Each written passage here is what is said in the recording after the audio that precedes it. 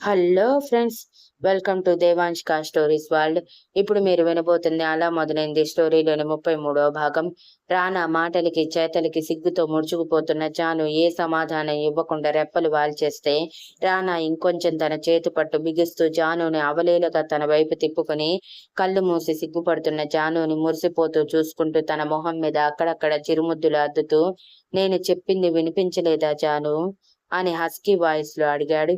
జాను కష్టంగా గొంతు పెగిల్చి, మీ మీరు మన మన పేరు అని చెప్పటానికి సిగ్గు బిడియం అడ్డొచ్చి గొంతు దాటి మాట రాక కష్టపడుతూ ఉంటే రానా అర్థం చేసుకొని జాను నుదిటికి తన నుదిటిని ఆనించి, నిజమే కదా చెప్పాను. మన ఇద్దరికి మానసికంగా ఎప్పుడో పెళ్ళైపోయింది. శారీరకంగా ఇద్దరం సంపూర్ణంగా ఒకటైపోయాము.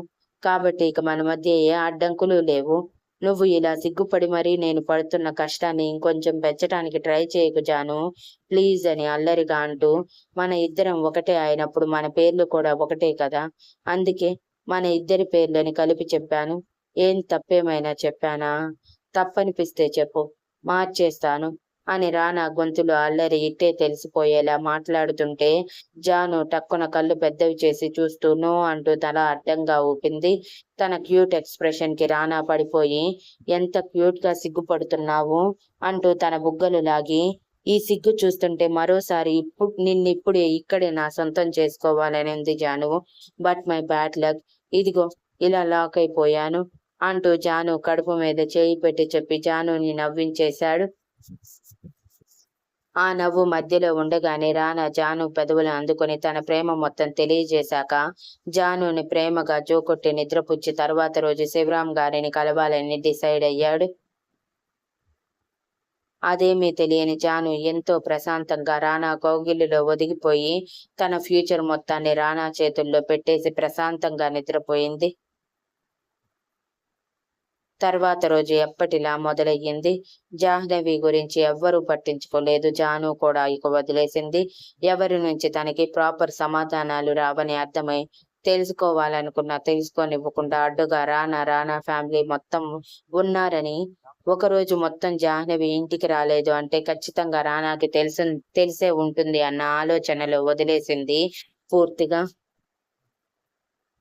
ఇక ఇద్దరూ కలిసి ఆఫీస్‌కి బయలుదేరాక జానుని సంజయ్‌కి మధ్యదారిలోనే అప్పగిస్తూ, జాను నువ్వు ఆ కార్‌లో వెళ్ళిపో. డైరెక్ట్‌గా మన క్యాబిన్‌లోకి వెళ్ళు. నాకు ఇంపార్టెంట్ మీటింగ్ ఉంది. అది కంప్లీట్ చేసుకొని వచ్చేస్తాను సరేనా? అని తన చెంప తట్టి పంపించాడు రానా. నిజంగానే మీటింగ్ అనుకున్న జాను సైలెంట్ గా సరే అని తల ఊపి సంజయ్ తో కలిసి మరో కారులో ఆఫీస్ కి వెళ్ళింది. ఇక రానా హాస్పిటల్ కి వెళ్లారు. శివరాం గారిని కలిసి జాహ్నవి గురించి నిజాలు బయటపెట్టి వాళ్ళ భ్రమలన్నీ తొలగిపోయేలా చేసి జాను కోసం నిజం చెప్పేయాలని అనుకున్నట్టుగా హాస్పిటల్ కి చేరిన రానా మాస్క్ లో ముందుగా డీన్ ని కలిశాడు. అప్పటికే అతను హాస్పిటల్ కి వచ్చేసి ఉండటంతో డీన్ రానాని చూడటమే భయపడి సార్ అంటూ పైకి లేచి నిలబడి వినయంగా, మీరు వచ్చారేంటి సార్? నన్ను పిలిస్తే నేనే వచ్చేవాడిని కదా అని అడిగాడు. మాస్క్ తీసేసిన రానాని చూసి లోపల భయపడుతూనే. అంతొద్దు అంటూ రానా తన చెక్ బుక్ తీసి కొంత అమౌంట్ రాసి డీన్ చేతుల్లో పెడుతూ, నీ క్యాబిన్ నాకు హాఫ్-అన్-అవర్ కావాలి అని సమీర్ మామగారైన శివరాం గారు, ఓన్లీ శివరాం గారు మాత్రమే ఈ క్యాబిన్ కి రావాలి, అది కూడా 5 మినిట్స్ లో, లేదంటే తెలుసు కదా అని గంభీరంగా అనటంతో డీన్ భయపడి ఓకే సార్ అని ఆ చెక్ తీసుకుని అందులో అమౌంట్ చూసి సంతోషంగా థ్యాంక్ యూ సార్ అని చెప్పి గబగబా బయటికి వెళ్లి కాంపౌండర్ తో సమీర్ రూమ్ నెంబర్ చెప్పి శివరాం గారిని మాత్రమే పిలుస్తున్నారని చెప్పి పంపించారు. అన్నట్టుగానే కాంపౌండర్ కేవలం శివరాం గారిని మాత్రమే డాక్టర్ పిలుస్తున్నారని చెప్పి తీసుకువచ్చాడు. మిగిలిన వాళ్ళందరికీ అది అనుమానంగా అనిపించినా పెద్ద మనిషి కాబట్టి ఆయనతో మాట్లాడాలనుకున్నారని వదిలేశారు. ఆయన వెళ్లిపోవటమే అక్కడే డిస్కషన్ తో మరోసారి డబ్బుల గురించి రావటంతో జాహ్నవి విసిగిపోయి ఫ్రస్ట్రేషన్ తట్టుకోలేక తన అత్తగారి మీద చూపిస్తూ తెగేసి చెప్పింది, నేను ఎటువంటి డబ్బులు తీసుకురాను. మీరే ఎలాగైనా డబ్బులు తీసుకురండి. ఇప్పటికిప్పుడు స్థలం అమ్మటం అంటే అయ్యే పని కాదు. ఇక నా నగలు ఎలా అమ్ముతాననుకుంటున్నారు? అవి నా కోసం మా అమ్మ నాన్నలు ఎంతో ఇష్టంగా చేయించినవి. వాటిని నేను అమ్మలేను అని చెప్పింది. దాంతో సమీర అమ్మగారికి చాలా కోపం వచ్చి, అయితే నువ్వు మా వాడి జీవితంలో నుంచి వెళ్ళిపో అని అన్నారు. ఆ మాటకి జాహ్నవి కోపంగా, మీరెవరు ఆ మాట చెప్పటానికి? నా అంతట నేనుగా మీ జీవితంలోకి రాలేదే. మీరే కావాలని నన్ను మీ కొడుకు జీవితంలోకి తీసుకువచ్చారు. ఇప్పుడు మీ ఇష్టానికి బయటికి గెంటేస్తాను అంటే చూస్తూ ఊరుకుంటాను అనుకోకండి. పోలీస్ కంప్లైంట్ వరకు వెళ్తాను, నాతో పెట్టుకోవద్దు అని సీరియస్ గా వార్నింగ్ ఇచ్చి తల్లిదండ్రులు, పెద్దమ్మ అందరూ షాకింగ్ గా చూస్తూ ఉంటే పట్టించుకోకుండా, మీకు డబ్బులు కావాలి అంటే కొంచెం లేట్‌గా స్థలం అమ్మేసి ఇచ్చేలా నేను చూసుకుంటాను. ఇప్పుడు మాత్రం ఇవ్వటం కుదరదు అని తెగేసి చెప్పి అక్కడి నుంచి బయటికి వచ్చి ఆ కారిడార్ చివర నిలబడి ఏం చెయ్యాలో అర్థం కాక గోర్లు కొరుక్కుంటూ నిలబడిపోయింది. ఇక కిందకి వచ్చిన శివరాం గారు డైరెక్ట్ గా డీన్ రూమ్ లోకి వెళ్లి అక్కడ ఉన్న రానాని చూసి షాక్ అయి, మీరు అని మర్యాద ఇచ్చి అడిగారు. పర్వాలేదు, కొంచెమైనా సంస్కారం ఉంది అని రానా వెటకారంగా అంటూ, డోర్ క్లోజ్ చేయండి, మీతో చాలా ఇంపార్టెంట్ విషయం మాట్లాడాలి అని చెప్పటంతో శివరాం గారు కోపంగా మారిపోయి, నీతో నాకేంటి మాటలు? నీకెంత చెప్పినా వినకుండా జాన్వి జోలికి పోయి నీ జీవితాన్ని నువ్వే నాశనం చేసుకోవాలని అనుకుంటున్నావు. దానికి నేనేమీ చేయలేను. ఇప్పుడు దాని గురించే మాట్లాడాలి అనుకుంటే నాకు టైం లేదు. అక్కడ మా అల్లుడికి బాగోలేదు అని విసుగ్గా చెప్పి వెనక్కి తిరిగితే రానా చిటికి వేసి, మీ అల్లుడిని ఆ పరిస్థితుల్లోకి తీసుకువచ్చింది ఎవరో కాదు, మీ సొంత వాళ్ళే అని గంభీరంగా చెప్పాడు. ఏంటి అంటూ షాక్ అయిన శివరాం గారు వెనక్కి తిరిగి రానా వైపు చూస్తుంటే, నేను చెప్పింది నిజమే. మీ అల్లుడిని ఆ పరిస్థితికి తీసుకువచ్చింది ఎవరో కాదు, మీ సొంత మనిషే. అది ఎవరో తెలియాలంటే మీరు నాతో మాట్లాడాలి. మాట్లాడితేనే కదా ఏదైనా సొల్యూషన్ నేను మీకు చెప్పగలిగేది అని కార్నర్ స్మైల్తో అన్నాడు రానా. అతని మాటల మీద ఏమాత్రం నమ్మకం లేకపోయినా అతని కళ్ళు మాత్రం స్థిరంగా నిజం చెప్తున్నట్టు ఉండటంతో ఎక్కడో చిన్న అనుమానంతో డోర్ క్లోజ్ చేసి వచ్చి, చెప్పు, ఎవరు చేశారు ఇదంతా అని సీరియస్ గా అడిగారు. చెప్తే నమ్మగలరా? నమ్మి తట్టుకునే ధైర్యం ఉందా అని రానా సూటిగా ఆయన కళ్ళల్లోకి చూస్తూ అడుగుతుంటే శివరాం గారు విసుగ్గా, ముందు నిజం చెప్పు, తర్వాత నేను తట్టుకోగలనో లేదో తర్వాత చూద్దాం అని సీరియస్ గా చెప్పి సీరియస్ గా చూస్తుంటే, సరే మీ ఇష్టం అని భుజాలు ఎగరేసిన రానా శివరాం గారిని తన ఎదురుగా ఉన్న సింగిల్ సోఫాలో కూర్చోమని చెప్పి ఆయన కూర్చున్నాక ఆయన ఎదురుగా కొన్ని ఫోటోలు ఇంకా ఒక వీడియో పెట్టి, ఇది మీ కూతురు కాని కూతురి నిజ స్వరూపం. ఇది మాత్రమే కాదు, మీ కూతురి గురించి మీకు తెలియని నిజాలు ఇంకా చాలా ఉన్నాయి. అవి తెలుసుకోవాలని ఇంట్రెస్ట్ ఉంటే చెప్పండి, వాటి గురించి కూడా నేను చెప్తాను అని సీరియస్ గా చెప్పాడు రానా.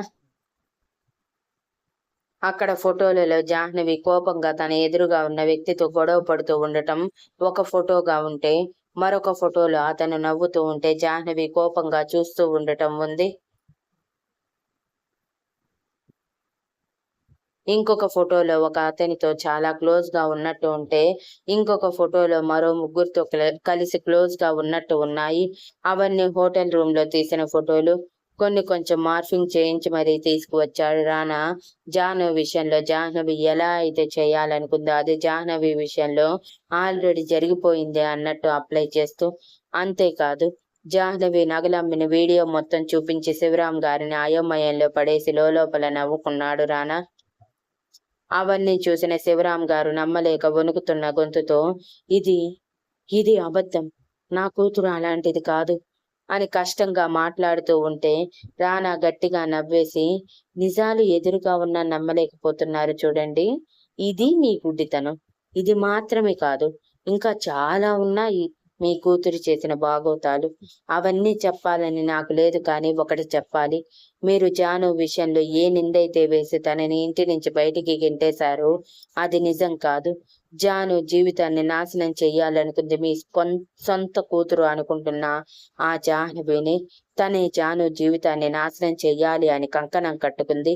అనుకున్నట్టుగా పార్టీలో తన ప్లాన్ ఇంప్లిమెంట్ చేయాలనుకుంది. కానీ చివరి నిమిషంలో అలా చేయలేకపోయింది. నా జాను క్షేమంగా నా చెంతకి చేరింది. మీరు ఏ విషయంలో అయితే జాను మీద కోపంతో ఊగిపోయారో ఆ విషయంలో జాను తప్పు ఏమాత్రం లేదు. ఏదైనా తప్పు ఉంది అంటే అది జాహ్నవిది మాత్రమే. అండ్ ఆ రోజు హోటల్లో జానుతో పాటు ఉంది ఎవరో కాదు, నేను. ఇప్పుడు జాను నాతో పాటే ఉంది. అండ్ ఇంకొక ముఖ్యమైన విషయం, ఇప్పుడు నా జాను ప్రెగ్నెంట్. తన కడుపులో నా బిడ్డ పెరుగుతుంది అని గంభీరంగా చెప్పాడు రానా. అవన్నీ విన్న శివరాం గారికి కాలి కింద భూమి కంపించినట్టు అందులోకి ఆయన కూరుకుపోతున్న ఫీలింగ్ వచ్చింది. కానీ జాహ్నవి ఇలా చేసింది అంటే నమ్మటానికి కుదరక, ఇదంతా అబద్ధం కదా, నువ్వు అబద్ధం చెప్తున్నావు కదా, జాహ్నవి అలా చేయదు అని ఆయన వణుకుతున్న గొంతుతో చెప్తుంటే రానా సైడ్ స్మైల్ తో, ఇంత చెప్పినా నమ్మకపోతే మీ కర్మ, నేనేం చేయలేను. మీ కూతురు మీద మీకంత నమ్మకం ఉంటే లాస్ట్ అండ్ ఫైనల్ గా మరొక సాక్ష్యం చూపిస్తాను అంటూ రోహిత్ తో క్లోజ్ గా ఉన్న జాహ్నవి ఫొటోస్ చూపించి, ఇలాంటి ఫొటోస్ చూసి జాను తనంతట తానుగా తప్పు ఒప్పుకున్నందుకే కదా మీరు తనని ఇంటి నుంచి గెట్టేశారు. మరి మీ ముద్దుల కూతురు ఇంతకంటే ఘోరమైన తప్పులు చేసింది. మిమ్మల్ని మోసం చేసింది. తన అవసరానికి వేరొకటిని వాడుకుంది. పచ్చిగా చెప్పాలంటే పెళ్లికి ముందే చేయాల్సినవన్నీ చేసేసింది. నాకు జాను విషయంలో జాహ్నవికి ఇంత కోపం ఎందుకో క్లారిటీగా తెలియదు. కానీ జాహ్నవికి చిన్నప్పటి నుంచి జాహ్నవి మీద ద్వేషమని నాకు అర్థమయ్యింది. అది మీకు అర్థం కాకపోవడం చాలా బాధాకరం. నిజం చెప్పాలంటే మీరందరూ కళ్ళున్న గుడ్డోళ్ళు. అందుకే ఇన్నోసెంట్ గా మొహం పెట్టిన జాహ్నవిని నమ్మేసి నిజాయితీకి నిలువెత్తు రూపమైన నా జానుని అవమానించి బయటికి కింటేశారు. తప్పకుండా దీనికి మీరు అనుభవిస్తారు.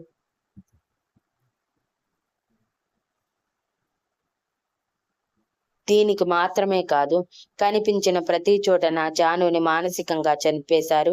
ఇంకొన్ని రోజులు నేను తనకి ఎదురు పడకుండా ఉండుంటే నా జానుని శవాన్ని చేసి నా చేతులకి అప్పగించే వాళ్ళేమో అని గొంతులో బేస్ పెంచి కళ్ళు నిప్పులు కక్కేలా మారిపోయి ఉంటే పిడికిలు బిగించి కోపాన్ని ఆపుకుంటూ అన్నాడు రానా. అతని కళ్ళల్లో కోపం చూసి శివరాం గారు సైతం భయపడి కుటకలు మింగారు. చూడండి, నా గురించి మీకు తెలిసే ఉంటుంది.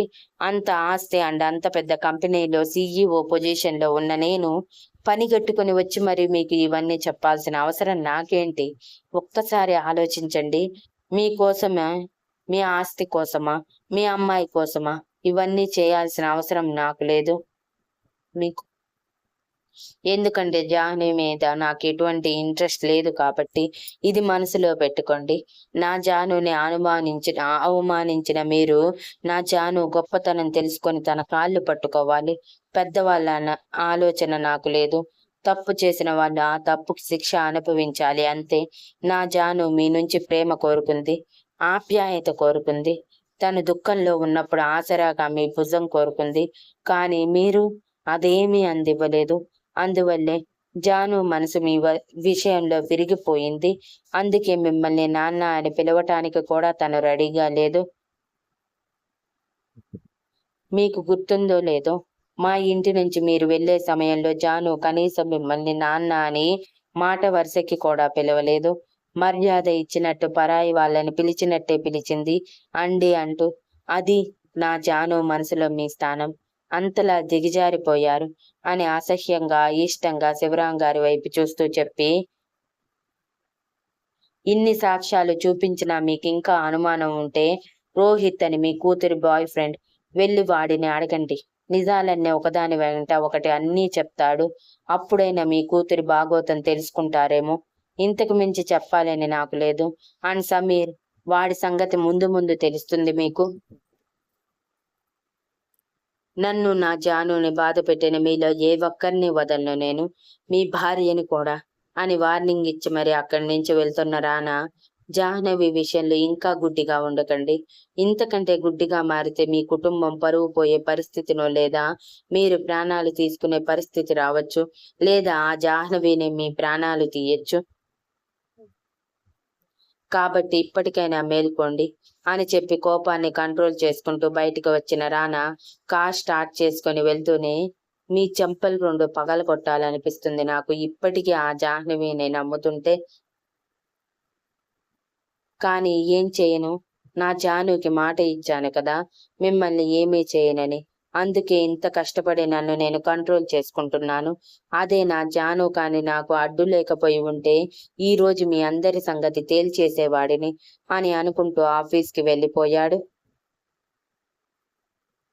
ఇక శివరాం గారికి ఎదురుగా ఉన్న నిజాలు మింగుడు పడక, అవి నిజాలు అబద్ధాలు తెలియక ఏం చెయ్యాలో అర్థం కాక చాలాసేపు స్తబ్దుగా ఉండిపోయిన ఆయనని డీన్ భుజం కదిపి మరీ తేరుకునేలా చేసి, ఇక వెళ్ళండి అని చెప్పటంతో శివరాం గారు ఆ ఫొటోస్ అన్ని తీసుకుని వెనక్కి వస్తూ, నిజంగానే ఆ అబ్బాయి చెప్పినట్టు జాహ్నవి జాను విషయంలో ఇంత క్రూరంగా ప్రవర్తించిందా?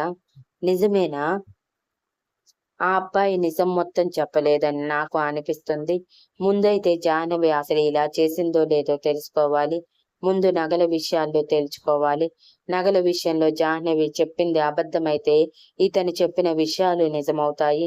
చూద్దాము అని అనుకుంటూనే లోపలికి వెళ్ళేసరికి డబ్బు గురించే డిస్కషన్ వస్తూ, ఇప్పుడు ఈ హాస్పిటల్ బిల్ మొత్తం ఎలా కట్టాలో ఏమో అని దిగులు పడిపోతున్న వియ్యంకుల్ని చూసిన శివరాం గారు ఆయన అనుమానం కొద్దీ, అంతెందుకు ఆలోచిస్తున్నారు చెల్లెమ్మ? మా కూతురి నగలున్నాయి కదా, వాటిని తాకట్టు పెట్టి బిల్ కట్టేద్దాం.